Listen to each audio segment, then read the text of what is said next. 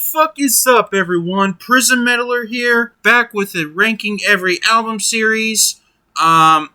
We are gonna do Exodus. As you may know, Exodus are a thrash metal band. I mean, if you're familiar with thrash metal, you definitely should know who Exodus is.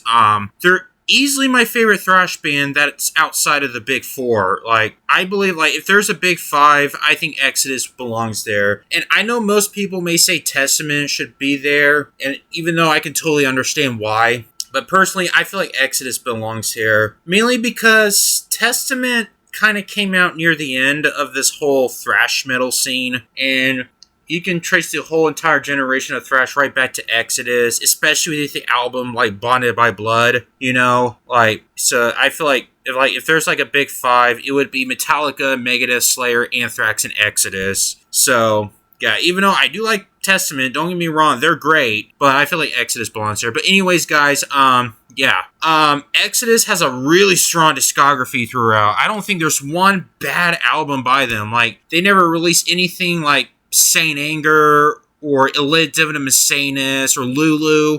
I think they're at their worst album, the least I could give a score to would be a 2.5 out of 5. So maybe a 3 out of 5. I don't know. They have a very strong discography throughout. So yeah, guys, as you may know, just like my other album ranking videos, we are only going through studio albums. I'm not interested in EPs, demos, compilations, live albums, re-recorded albums, or anything that is released by solo or side projects by band members. And just, you know how I would rank it, we go through album in discography order and give each score a 5 with 0 being the worst and 5 being the best. But anyways, guys, without further ado, let's go ahead and begin. Alright, starting up, we got is Bonded by Blood, released April 5th, 1985, off of Torrid/Combat Records. And as you may know, this is their debut album, and it's a big classic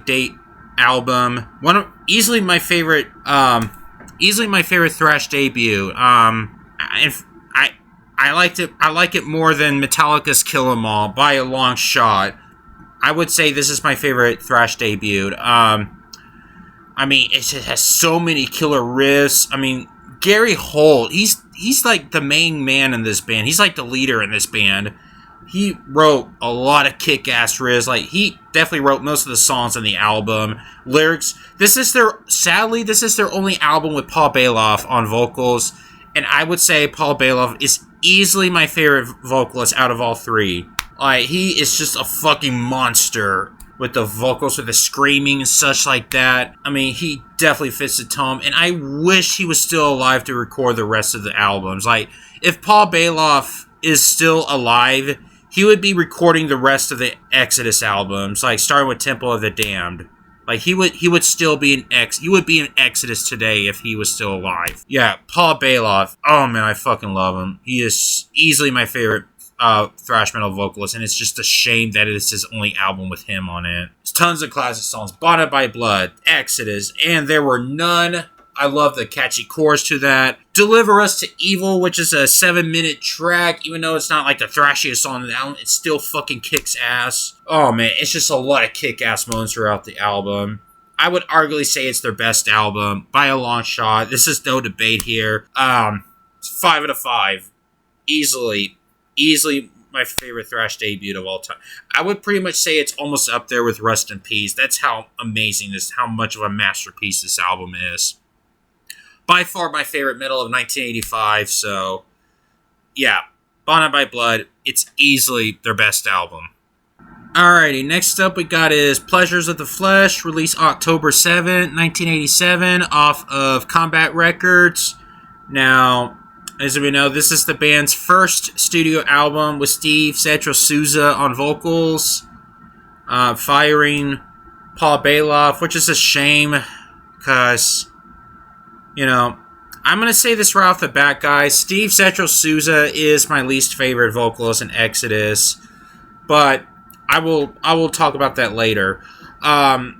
This is a really solid album. I mean, yeah, it's nowhere near as good as Bonded by Blood, but it's a solid listen. I do like the raw production throughout. It has some really great songs like Deranged, Till Death Do Us Part's a great track. I mean, I do like the solos on there.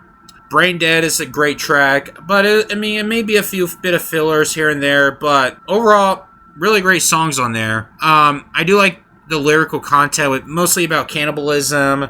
I mean, I know they had to change the album cover, which I think the original is they're at the jungle cooking humans, but they had to change it. I think it's because their record label told them to. So it's just them sitting at a bar, I guess. So, yeah, I mean, it's a solid thrash album. I mean, it's not one of the best, but it's a pretty good album overall. So I am going to go for a 3.5 out of 5. I mean, I do like the raw production, but it's weak compared to Bonded by Blood, you know.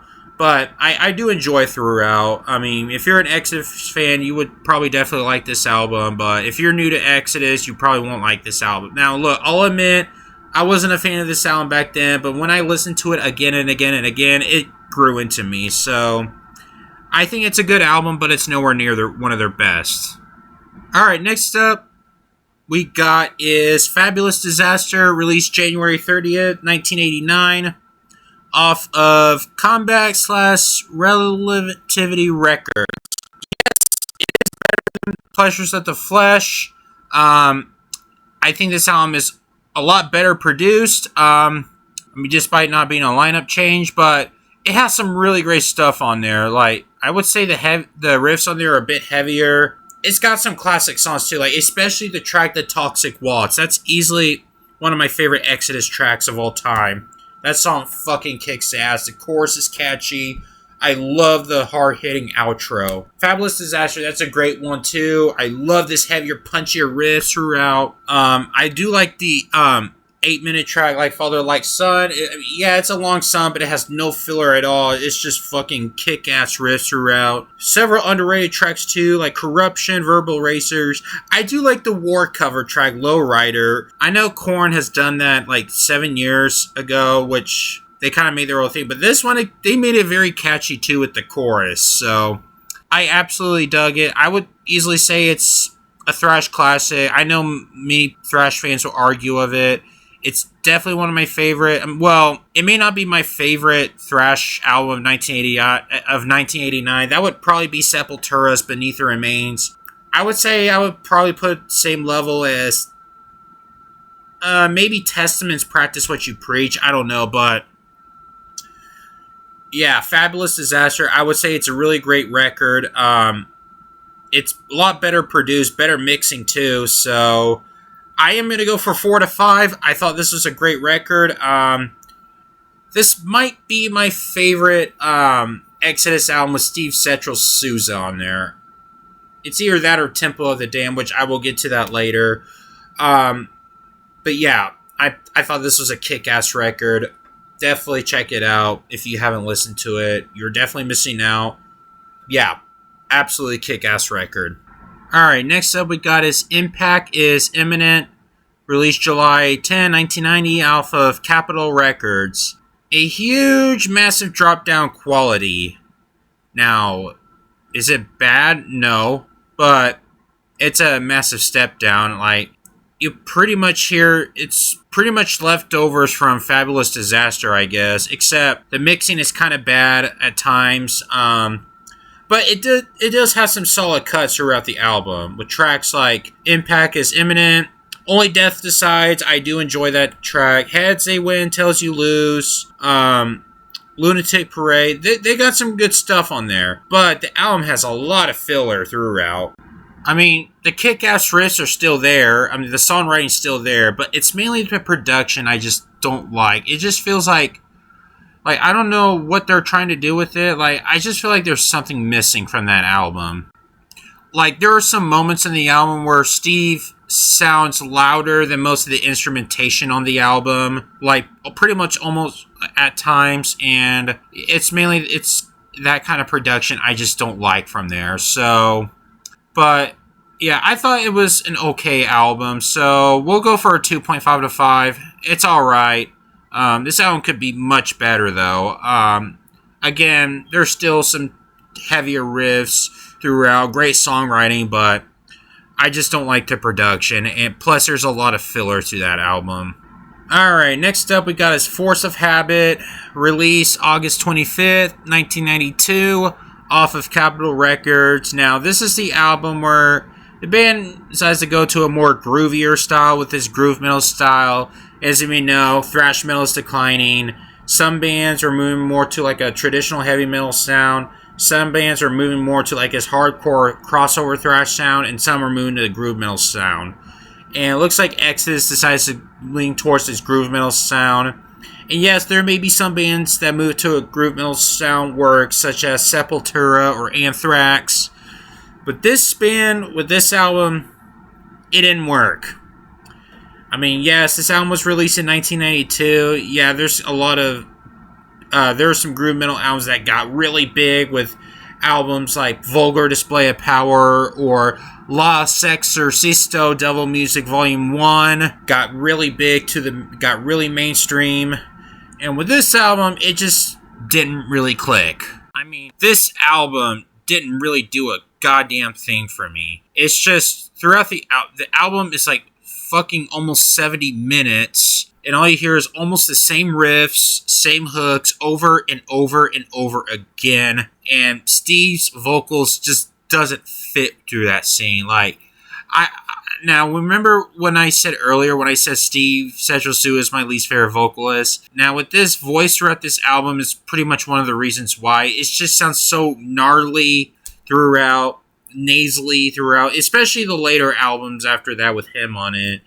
It's just, I'm just not feeling his vocals at all. Like, he kind of lost it here. There's a few songs that are just way too long, with tracks like Architects of Pain, with this track being at 11 minutes. Like, I do like this creepy atmosphere to it, but it was executed so horribly. Like, it's just a huge chore to listen to, and 2 fucking cover tracks are on the album, which I don't understand why, despite being the bonus tracks that are not covers at all. And, yeah, I mean, 13 fucking tracks at a 68-minute album. Like, throughout the album, all you pretty much hear throughout the 68-minute record is basically the same riffs written over and over again. Steve Setros singing, like, it sounds like he was singing through his nose. Like, he's trying to hold his nose when he sings. And the drumming and percussion and the mixing is just not very good either. It's just full 68 minutes of this. Remember earlier in the video when I said the lowest I can give to the worst Exodus album is a 2.5 to 5? Well, I guess I lied. This is not a good record at all, so I'm going to give this a 1.5 to 5. It's a pretty bad record. I know, guys, I know I said that. I'm sorry. I just didn't think of this album before I go through it until I reach up there. This is not a good album at all. And, yeah, I know this is their final album before their breakup until their return. So, yeah, this is their last album with John Tempesta on drums. After that, he moved to Testament. And speaking of that, it looks like Testament and Exodus swapped band members. Like, I know Steve Setros-Souza was the original vocalist from there. Well, it was originally called The Legacy, but you know what I mean. But, yeah, this is not a good album at all. So, yeah, and I would arguably say this is their worst album. And yes, this is the only album that is under a 2.5 to 5. I promise you there's no more after that.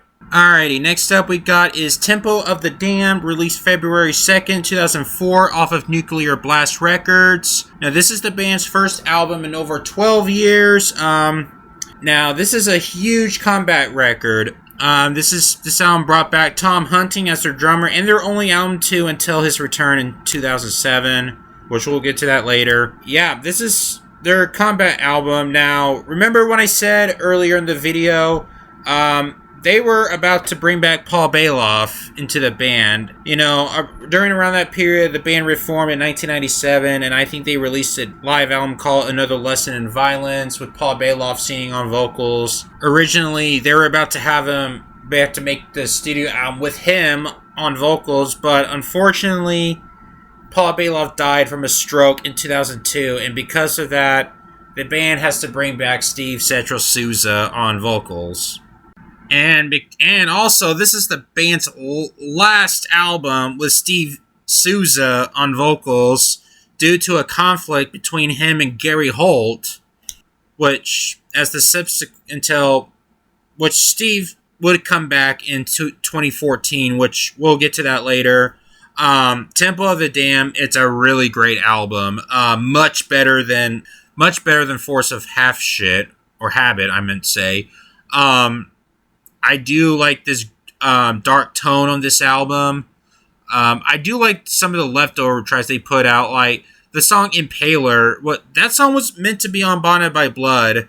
For some reason they didn't put on here. And this is a special thing about this track. This song was written by Kirk Hammett. Yes, the same Kirk Hammett from Metallica. Some of you guys may not know this. Kirk Hammett was previously in Exodus before he joined Metallica.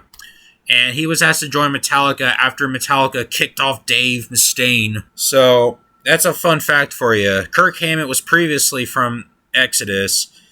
And that's a kick-ass song as well. Tons of classic songs on there, like War is My Shepherd, Blacklist, another amazing track. I think that's their biggest hit song as far as I know of. And some underrated tracks too, like Shrouded Urine, Forward March. Just a really great album. I would easily say it's probably one of the most important thrash comeback albums yet. I think this is one of the first bands that came back to its roots album. And more of the later bands, like Metallica did with Dead Magnetic, Megadeth did with Endgame. Like, especially the thrash bands that kind of, abandoned from... Well, I guess you could say Creator kind of did that before then. I mean, this is what noticeable for it, Temple of the Damned is. So, yeah, I would say it's pretty much like a modern classic thrash album. It's a really solid listen, so I'm going to go for 4 out of 5. I thought this was a really great record. Okay, remember when I said which album I like more in the Steve era, in the Sousa era? I would probably have to say Fabulous Disaster. This would be a close second. So, yeah, Temple of the Damned, really kick-ass record. I definitely enjoyed it. Alright, next up we got a Shovel-Headed Kill Machine, released October 4, 2005, off of Nuclear Blast Records. This album is pretty much released a year and a half after Temple of the Damned, and there's been some lineup changes too.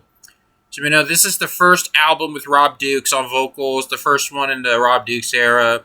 Not only that, this is their first album with Lee Altus on guitar as well, and this is their only album with Paul Bostaph on drums. For those who know Paul Bostaph, he was a replacement for Dave Lombardo on a few Slayer albums. For a lot of you guys who criticize Paul Bostaph's drumming, who said, now look, he may not fit as Slayer as well with the drumming, he may not as good as Dave Lombardo, but with this album, he was fucking nuts on the drumming. Whether you like him or not, you gotta admit, he is fucking insane on the drum. Like, he's almost at the level of Dave Lombardo's drumming. Almost at that level. And throughout the album, as far as the lyrics, mainly about war, with tracks like Death Amphetamine, 44 Magnum, Opus, Now Thy Day Did Come, Shovel-Headed Kill Machine. Like, I kind of like this war theme type album to it, and Rob's vocals definitely so. There are some moments that kind of have some death metal approach. Like, I wouldn't call it death metal. Like, I kind of somewhat consider it, mainly because of Rob Dukes' growled vocals here and there throughout the album. The riff sounded a lot darker than it was on Temple of the Damned. Like, I feel like Rob's vocals fit well for this type of album. They kind of find their sound. It kind of brings back to this like Bonded by Blood era. Like, let's be honest. If Rob Dukes is still alive, we would not have. No, I'm sorry. Paul Bailoff is still alive. Rob Dukes would still be their guitar tech, like straight up. But. Yeah, it's got some really killer songs like Death Amphetamine. Holy shit, I love the fucking bridge in this album with this extreme guitar solos. Fucking Gary Holt, man. He's like one of my favorite thrash songwriters of all time. Like, and the guitar riff is just very fucking gnarly. Yeah, this is just a phenomenal album. I was originally gonna give this a 4 out of 5, but when I'm thinking about this album, I'm going to move it up to 4.5 out of 5. I like this more than Temple of the Damned, guys. Sorry, not sorry. I'm going to say this right now. Rob Dukes is better than Steve Sousa. Right off the bat. That's just my opinion. Rob Dukes, he definitely fits in Exodus more than C. Souza, and I'm pretty much glad that he's back in the band. Alright, next up we got is the Atrocity Exhibition Exhibit A, released October 26, 2007, off of Nuclear Blast Records once again. Now, this album has gotten a lot more technical than ever. From what I'm reading on Wikipedia, the name of the album is the same as a planned album that was set to be released by thrash band Dark Angel in 1992. For some reason, they didn't name it, so Exodus probably bought it up, the title. Kind of interesting for some, I don't know why though. It's taken from an experimental novel of the same name by Deji Bella, published in 1970. This album brought back Tom Hunting. I guess he left the band temporarily because of illness. And Paul Bostoff moved to Testament after Shovel-Headed Kill Machine. Now, I would arguably say that this is Exodus' most underrated album. Probably my second favorite behind Bonded by Blood. But I'm not going to get out the score just yet. I mean, it starts off with the instrumental Call to Arms, which is basically a melodic track.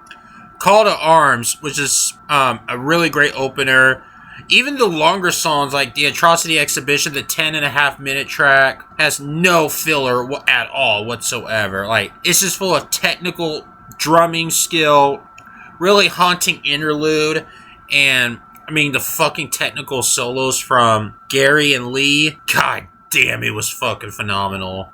Children of the Worthless God has some really great clean vocals from Rob. Like, for some reason, the chorus on that song reminds me of Mastodon. It feels like a Mastodon for some reason. I don't know why. I may be the minority, but it's mainly the vocals that kind of sound like Mastodon a bit. Like, it kind of sounds like Brent Hinds, R.I.P. to him. That's what his hell, in fact, have Rob Dukes take over Mastodon, replace Brent Hinds. I think he would be a great fit. Why not? But anyways, yeah, I mean, I like this more than Shovel-Headed Kill Machine. As I said this before in the past, I love the technical aggression. It feels like Rob's vocal sounded better. I kind of like his more shouting approach to it. Like, it feels like the music suits him a lot more. Like whenever Rob Duke joins, Exodus kind of felt like they changed the style a bit. And then whenever Steve Souza, they kind of changed their own version of it, you know? So, yeah, I mean, I fucking love this record. It's violent. It's aggressive. It's just fucking riffs here and there and there. I actually love it. I'm also going for 4.5 to 5. I thought this was an amazing record. If you guys have not listened to this album, I highly recommend you check it out. It's a phenomenal record. Check it out. It's very underrated.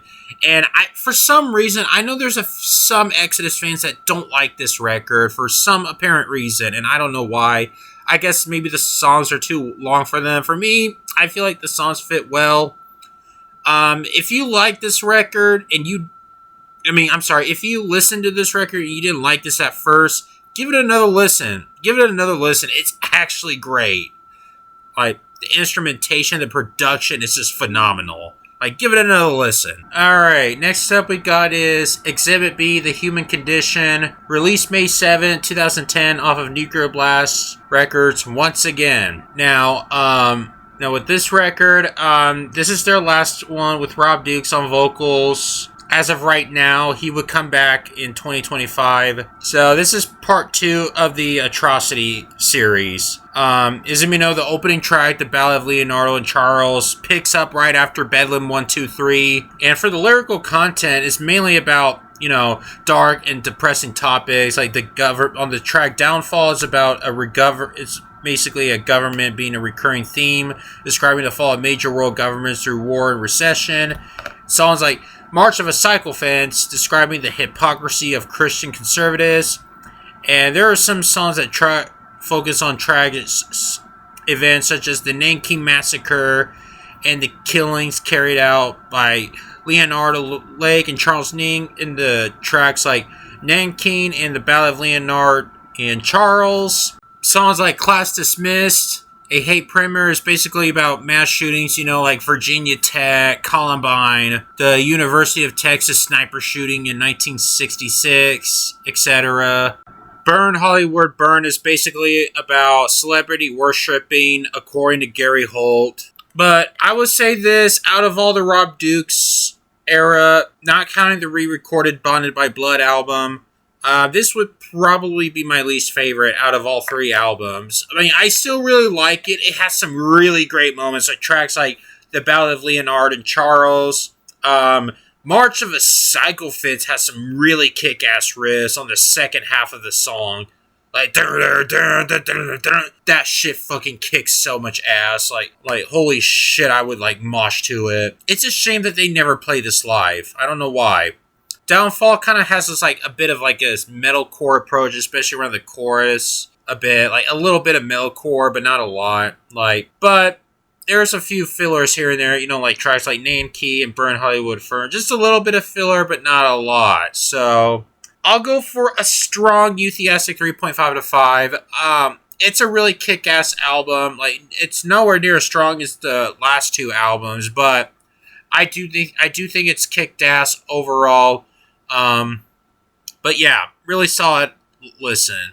Alrighty, next up we got is Blood In, Blood Out, released October 14, 2014, off of Nuclear Blast Records once again. Now, this album brought back Steve Setro Souza, who has been gone for almost 10 years, with unexpectedly Rob Dukes left the band and immediately brought back Steve Setro Souza. Seems like they reconciled their beef, all thanks to Chuck Billy from Testament. I mean, speaking of Chuck Billy, he did contribute guest vocals on the track BTK. Not only that, they brought back a very special guest with Kirk Hammett on the track Salter Wound, which did a great solo duet between him and Gary Holt. And from what I'm reading, according to Rob Dukes, that this album is supposed to be a 34-minute record with all this hardcore punk influence to it. It's supposed to sound faster and shorter. Well, partially it's true. This album is not 34 minutes at all. It's almost an hour, or at least an hour as far as I know, but it's not as long as their last album. I mean, I guess they might have changed that at the last minute, I don't know. Well, yeah, there may be a few songs on there that was written by Rob Dukes, but I do say it's another solid comeback record. There's barely any filler on there. I'm not going to go further review here. It's just another Exodus record, another great comeback record, especially with the return of Steve Setro Souza. So I'm going to go for a 4 to 5. I think it's a bit better than Exhibit B. It's not a strong 4 to 5, probably leaning towards a 3.5 to 5. I thought this was a really solid record, and yeah, one of the best thrash albums of 2014. Alright, last up we got is Persona Non Grata, released November 19, 2021, off of Nuclear Blast Records. Now, this is the band's last album with Steve Setro Souza on vocals. Now, in case you guys are wondering why this took 7 years for another Exodus album, and there's a good reason for that.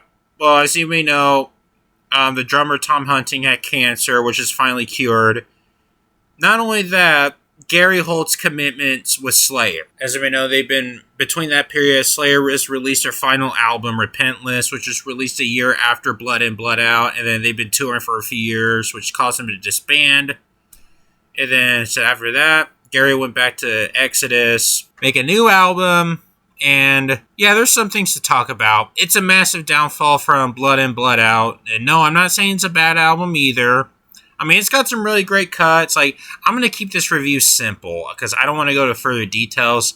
It got some really great cuts, tracks like The Beings Will Continue Until Morality Improves. Prescribing Horror is another solid cut.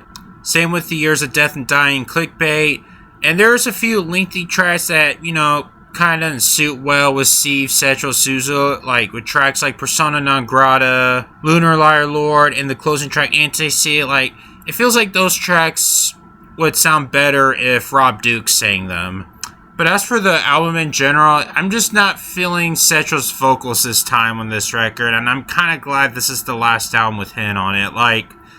I would pretty much say the same thing as with Bobby Blitz from Overkill, even though I was never a fan of Overkill. I kind of find his vocals more irritating than Cetro's. I will say that this, it sounds like a mix between Marge Simpson and the Green Goblin, like mixed in together. That's how their voices sound like with this album. I'm gonna go for a 3 to 5 on this album. Why not lower? It's because the production, execution wise, is still great and all. So that's mainly why I didn't rate this lower. I mean, the riff still kicks ass. Production mixing is pretty much well executed. I mean, even though it's not quite as good as the previous album, but it's still enjoyable for the most part. So, but yeah, I'm definitely looking forward to see what Exodus is coming on their new album, especially Rob Dukes returning to the band. I'm going to say this, and I'll say it now. I think Rob Dukes should stay in Exodus for the rest of their career, like, until they break up. Like, there's no need for Steve Cetro to come back. Like, I've said this before and I say it again. If Paul Bailoff is still alive, he would have been in Exodus today doing the rest of those albums. After Tempo of the Dead, he would be recording those albums, like straight up. And no, this is no disrespect to Steve Souza. It's just, I'm just pointing that out. Like, it's a straight up fact that when they were about to record their next album, Paul Bailoff was originally going to return, but he died. So they had to bring in Steve Souza to record Tempo of the Dam. But anyways, I've already addressed that, so we don't need to talk more about that. Anyways, guys, that is it. That's my ranking for every Exodus album. So what are your thoughts on the album? How would you rank it? Or if you want to rank it from worst to best, how you want to do it, let me know in the comments. So yeah, guys, that is it. Hope you guys enjoy it. Subscribe for more content and all that bullshit. Check out whatever those videos that's popping up on the screen. And I'll see you guys next time.